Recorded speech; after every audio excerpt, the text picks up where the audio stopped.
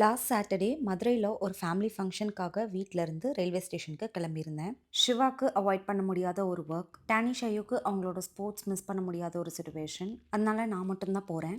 Actually ticket போட்டது பார்த்தீங்கன்னா எனக்கு, என் தம்பிக்கு அண்ட் தம்பி ஒய்ஃப்க்கு சேர்த்து 3 டிக்கெட்டாக போட்டது. சடனாக பாப்பாவுக்கு ஃபீவர் வந்ததால் அவங்க 2 பேரும் வர முடியாமல் போச்சு. So it's a solo travel. எங்களுக்கு டிக்கெட் புக் பண்ணது ஃபர்ஸ்ட் கிளாஸ் ஏசி கோச்சில்.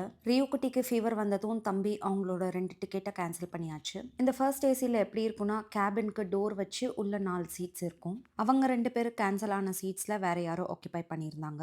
நான் உள்ளே போய் பார்க்குறப்ப 3 சீட்லையும் ஜென்ஸ் தான் ஆக்கியபை பண்ணியிருந்தாங்க.